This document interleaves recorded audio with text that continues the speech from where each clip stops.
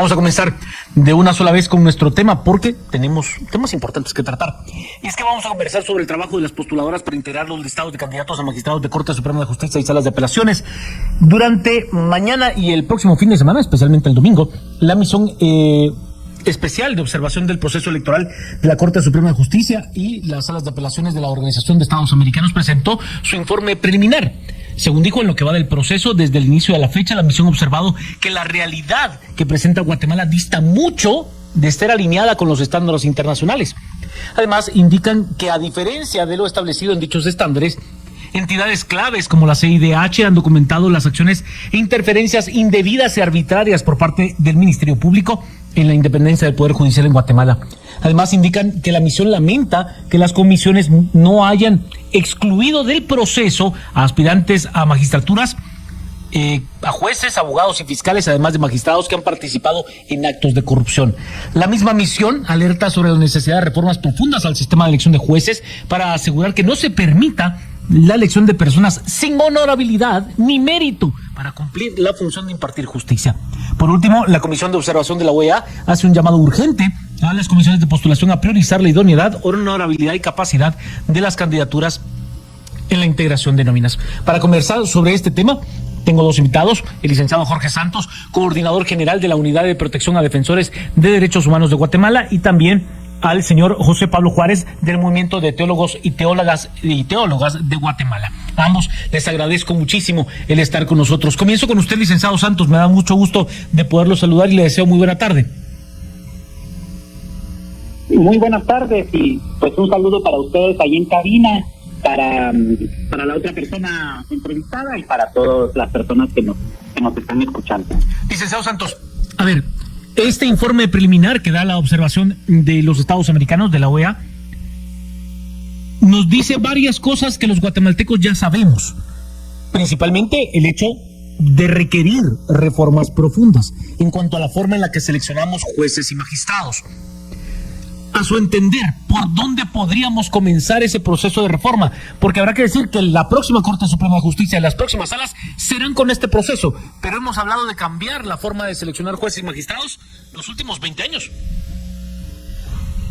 Sí, vamos a ver, primero creo yo que efectivamente hay que hacer ese planteamiento que organizaciones de la sociedad civil y entidades académicas dentro de las reformas, se recordarán ustedes que han habido para reformar el sistema de justicia en varias oportunidades, han hecho mención a que el modelo de las comisiones de postulación está agotado y que por lo tanto merece una reforma, el mecanismo bajo el cual se designaría a magistrados y magistradas o a otros funcionarios tanto para las altas cortes en el país como para otros funcionarios de otras instituciones. Sin embargo, en la actualidad estamos todavía utilizando este mismo modelo. Las organizaciones de sociedad civil, entidades académicas, organizaciones internacionales de observación también al proceso, y el día de ayer lo vuelve a manifestar la misión especial de observación para el proceso de jueces de la Corte Suprema de Justicia y la Corte de Apelaciones por parte de la OEA, de la profunda necesidad de que las comisiones de postulación realicen su trabajo en un marco determinado, y eso es lo que la misión deja muy claro, ¿verdad? Que esta designación de las listas finales debe de hacerse en un marco determinado, y cuando uno lee el informe preliminar, pues uno va a encontrar las pautas, ¿verdad?, por las cuales el proceso debería de concluir, ¿verdad? Y estamos hablando de que esas pautas están planteadas, ¿verdad?, en que la conducción de los comisionados y comisionadas para la elección debe de hacerse con altos estándares de transparencia y publicidad, y se debe de contar con la mayor participación social en los procesos, lo cual, digamos, ya se ha visto profundamente limitado por el mecanismo optado en la presentación de objeciones a la comisión, ¿verdad? Claro. Y que estos procesos deben de llevarse bajo ningún tipo de coacción, tráfico de influencias, corrupción y la criminalización lo cual también está profundamente cuestionado en el informe de la OEA. Entonces me parece que, es decir, de aquí al finalizar el proceso, retomar, digamos, esos principios y esos estándares es un elemento central que desde la sociedad civil se le está demandando a ambas comisiones de postulación. Gracias, licenciado Santos. Licenciado Juárez, me da mucho gusto de saludarlo. Le deseo a usted que tenga una muy buena tarde. Hola, sí, mucho gusto. Gracias por el espacio que nos brindan también a Meril de Guatemala. Yo quisiera preguntarle esas consideraciones iniciales de lo que dice la Organización de Estados Americanos a partir de esta comisión de observación que ha nombrado para Guatemala, que es una comisión de observación atípica. Es poco común que se haga para la selección de jueces y magistrados. Es más común verlas, por ejemplo, en elecciones de presidente o incluso de senados y congresos. ¿Qué observaciones tiene acerca de lo esbozado por parte de esta comisión de la OEA? Sí, yo creo que primero muy importante que también la comunidad internacional esté observando lo que está pasando en Guatemala y sobre todo en esta elección de cortes, ¿verdad? Que ha sido un poco anómala, sobre todo por los participantes, que ya bien la OEA nombraba también dentro de su informe la preocupación sobre los actores que están incluidos en listas de corrupción y personas también sancionadas por diversos países, ¿verdad? Entonces también esa es una de las observaciones que hacen también en su informe y creo que también es muy bueno también pues porque no solo los guatemaltecos nos damos cuenta de estas personas corruptas y que han hecho muchísimo daño no solo a Guatemala, al sistema de justicia, sino que a la democracia de nuestro país, sino que también la comunidad internacional está remarcando sobre todo a estas personas y su preocupación por ello, pues porque nombra también personas que han estado afines al Ministerio Público y sabemos que son personas que han criminalizado a defensoras y defensores de derechos humanos, a personas que siguen estando en cargos públicos. Entonces creo que por un lado es muy bueno que la OEA haya hecho esta también comisión de observación a las Cortes, que también es una de las elecciones más importantes, pues porque ya tenemos sin elegir Cortes, creo que esta es la segunda vez, y que también han habido anomalías, ¿verdad? No como la elección de Cortes pasadas, que también pues nunca se llevaron a cabo, sino que estuvimos también como observando más la ciudadanía en general, y sobre todo la elección nunca se llevó a cabo, ¿verdad? Entonces ahorita, en este momento agradecemos también, creo que en el informe salen muchísimas cosas que también la sociedad civil lo ha dicho, y que creo que es como confirmar también ante la comunidad internacional sobre estos sectores corruptores.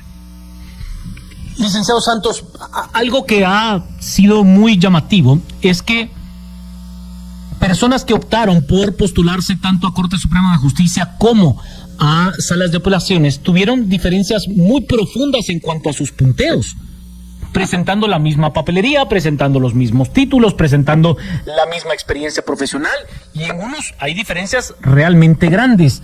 ¿Qué podemos entender del porqué de esa diferencia tan abismal? Le pongo el caso del juez Maynor Moto. Tiene 50 puntos de diferencia entre una comisión y la otra.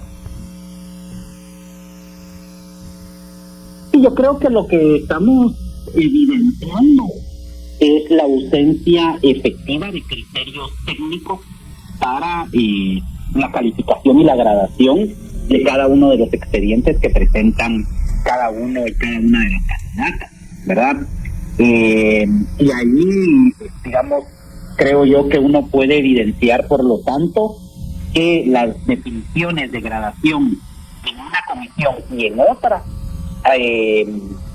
están fundamentadas más por aspectos estrictamente subjetivos que tienen que ver con las decisiones de los grupos de poder que están detrás. Tuve un problema en la comunicación con el licenciado Santos, pero por supuesto que vamos a retomar la misma. Le pido tanto al licenciado Santos como al licenciado Juárez si se mantienen en la línea telefónica. Voy a ir a la pausa y ya regresamos. Estamos hablando acerca del tema de las comisiones de postulación y por supuesto de este informe preliminar que ha brindado esta misión de observación de la Organización de Estados Americanos al trabajo de las postuladoras. Y pues perdí en un momento determinado la comunicación con el licenciado Santos. Entiendo que ya la tengo recuperada. Licenciado Santos, se cortó la comunicación. Quisiera poder escuchar su alocución. Sí, muchísimas gracias y mil disculpas por la interrupción. Sí, efectivamente, mencionaba que no existen y lo que se evidencia es la ausencia de efectivos criterios técnicos para agradar a cada uno de las y los postulantes a las distintas cortes. Eso por un lado, y por el otro creo que nos da muestras de los grupos de poder que están detrás de el interés en cada uno de ambas comisiones de postulación.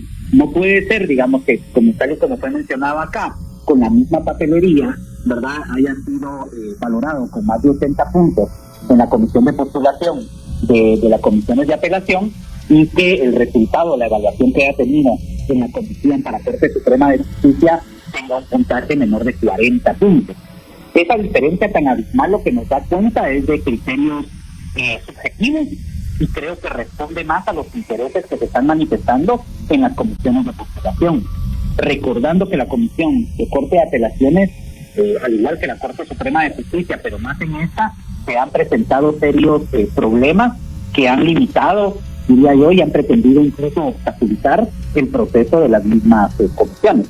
Entonces creo que estamos viendo gradaciones o puntajes de los candidatos que responden más a criterios políticos y de interés de grupos de poder que efectivamente a criterios técnicos en la tabla de gradación. En ese mismo sentido, el licenciado Juárez, cuando analizamos, por ejemplo, el manejo de las llamadas tachas, pues no hubo una valoración prácticamente de las mismas. Mucha parte de la sociedad civil ha sentido que ha habido que se ha dejado de lado esa posibilidad de expresar la falta de idoneidad y de honorabilidad de determinados candidatos. ¿Usted considera que es necesario volver a tener un criterio claro de cuáles son esos reparos que se pueden tener a la honorabilidad y al desempeño y a la idoneidad de aquellos que aspiran a impartir justicia? Es que eso no se nos tiene que olvidar. No estamos hablando de un político que puede tener una moral relajada, ojalá no la tenga, pero es bajo elección popular. Aquí estamos hablando de una persona que tiene la posibilidad de decidir de la libertad de los seres humanos, de sus bienes, de impartir justicia, licenciado Juárez.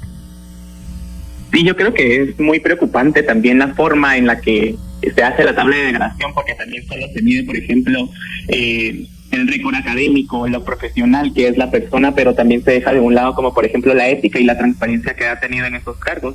Por ejemplo, vimos a un juez Maynor Moto que pues tenía 80 puntos en la tabla de degradación, pero también anterior a eso le vemos casos de corrupción como el caso del Libramiento Chimaltenango, lo de las comisiones paralelas, donde también ya a la hora de postularse pues todo eso se deja de un lado, digamos, los comisionados no revisan todo eso, y en las tachas la ciudadanía y la sociedad civil pues también presentó eso, pero también se deja de un lado, ¿verdad? Entonces estamos viendo y queda a la flor de la piel de que estamos viendo de que están eligiendo casi que a dedo, como lo decía Roxana Valdetti, a los magistrados, ¿verdad? Y creo que eso es lo preocupante también de esto, porque no se está viendo la ética, mucho menos la honorabilidad de las personas que están participando para ser magistrados, y creo que es ahí donde la ciudadanía tenemos que estar más alertas, porque pues ya que las tachas no las pasaron, digamos, a todas las personas en este caso, pues donde se hacían los señalamientos contundentes hacia personas que han sido corruptas y han estado en casos de corrupción con demandas, con órdenes de captura y que no se han dado. Entonces creo que por ese lado sí es preocupante, y que no se vea la honorabilidad ni la ética, sino que solo se vea los títulos académicos que tienen los que se postulan para las comisiones de corte. Licenciado Santos, ¿hay alguna forma de ponderar, por ejemplo, esto de que tengo un doctorado, un postdoctorado? El diario, el medio digital Plaza Pública, hace una mención especial y hace un trabajo de investigación periodística sobre el tema de los doctorados y de la forma en la que se obtienen títulos, y habla de un postdoctorado de la magistrada de la Sala de Apelaciones de Chiquimula, Hilda Aide Castro Lemos, quien obtuvo un postdoctorado y 3 doctorados en un mismo día. Sí, debería de haber una serie de criterios. Recordémonos que hay una evaluación mundial, inicialmente de las universidades, y esa evaluación inclusive debería de tomarse en cuenta para la valoración de los doctorados. Y ese podría ser un criterio, por ejemplo, técnico, ¿verdad? No es lo mismo que una persona que haya obtenido su doctorado en Derecho en una universidad europea, en Estados Unidos o en algunos países de América Latina o México, que están en los principales puestos del ranking de universidades, a que lo tenga en una facultad de Derecho recientemente creada en el país, con fines meramente para tener la posibilidad de designar a magistrados y magistradas. Creo que ahí hay un criterio técnico inicial. El otro criterio técnico es que a la fecha existen muchos mecanismos bajo los cuales se puede comprobar, ¿verdad?, la calidad de las tesis, incluyendo los criterios sobre copiar, ¿verdad?, trabajos de otros y otras profesionales. Es el caso, por ejemplo, del actual fiscal general o de uno de los magistrados de la Corte Suprema de Justicia y hoy integrante del Tribunal Supremo Electoral. Es decir, creemos que sí hay una serie de criterios técnicos para evaluar esa condición. Y de tajo, es decir, sería inadmisible, y pongo, digamos, esta palabra, a los criterios en donde una magistrada presenta entre su papelería sin propósito de un postdoctorado y dos doctorados realizados en la misma fecha o entregados en la misma fecha, pudiera ser siquiera considerada para entrar en la lista que le va a llegar al Congreso de la República. Y los mismos criterios deberían de ocurrir sobre el tema de la ética y la honorabilidad de las personas. Las personas tienen honorabilidad o no la tienen. Y esos criterios creo que son muy fáciles de nombrar, porque aquellas personas que carecen de ética y honorabilidad son aquellas que han estado profundamente cuestionadas por actos de corrupción, de impunidad o por intentar violentar la voluntad popular o socavar la democracia y el Estado de Derecho en el país, como las 11 personas que se postularon y que han sido enlistadas en la ya reconocida y famosa lista Engel, o quienes tienen procesos abiertos todavía en los casos de comisiones de postulación, es decir, donde tienen causas abiertas precisamente por traficar influencias en las comisiones de postulación.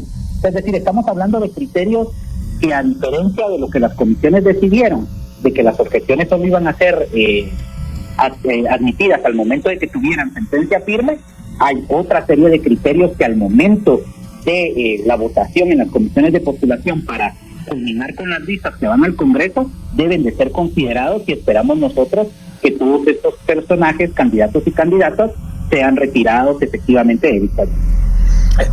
Licenciado Juárez, cuando hablamos de la honorabilidad, el licenciado Santos decía una frase que me parece interesante de analizar. ¿Se tiene o no se tiene? O sea, ¿se es honorable o no se es? Pero la Constitución va más allá. No habla solo de ser honorable, dice de reconocida honorabilidad. Quiere decir que hay un criterio adicional, y es que dentro del mismo espacio social se reconozca lo honorable que es esta persona. Pero ese parece ser un criterio que está fuera del lenguaje de los comisionados hoy por hoy.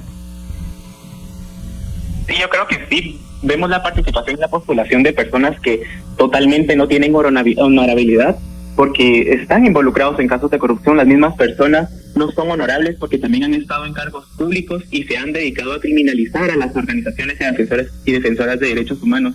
Y creo que es ahí donde también se pone muchísimo el ojo de la sociedad civil, porque también conocemos la trayectoria de muchísimas de estas personas que se postularon y que no es la primera vez que participan en la elección de Corte, sino que también en la anterior lograron participar, y muchos de ellos, como bien decía Jorge, también están vinculados al caso de comisiones paralelas, ¿verdad? Entonces creo que es ahí donde pues ya sabemos que lo que menos tienen ellos es honorabilidad, ¿verdad? Y es donde preocupa también dónde están estos criterios que se han venido manejando durante muchísimas otras elecciones, y que sabemos que estas mismas personas que son las que participan y que las que siempre han querido tener el poder total del país, son las que siempre siguen diciendo que son las que tienen honorabilidad, las que tienen ética, y ahí los vemos participando en infinidad de elecciones, pero en esta especialmente sí preocupa demasiado, porque creo que, como bien lo decía también lo de la Constitución, creo que no solo es algo que se debe dejar de un lado, sino que es algo a lo que le tenemos que poner mucho ojo, y es lo que realmente preocupa, porque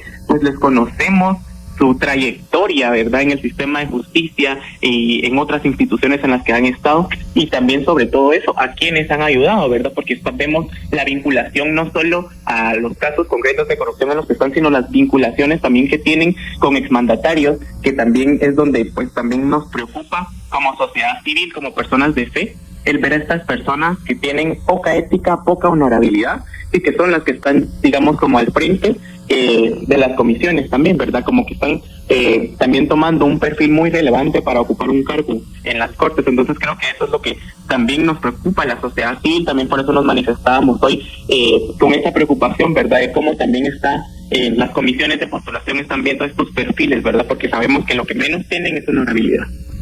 Licenciado Santos, uno de los temas interesantes es el punteo que obtuvieron los 12 magistrados, 12 de los 13 magistrados, solo 12 y se postularon para la reelección a Corte Suprema de Justicia y todos superan los 90 puntos. Pero, a ver, ¿es la tabla de graduación realmente el elemento a tomar en cuenta al momento de la próxima votación? ¿O hay también un criterio propio por parte de los comisionados? Porque si fueras tan solo el tener la mayor cantidad de punteos, pues no habría que hacer ningún tipo de votación. Pasemos a los que clasificaron mejor y bueno, se acabó la historia, ¿no? Sí, efectivamente, y creo yo que ese tema es muy importante.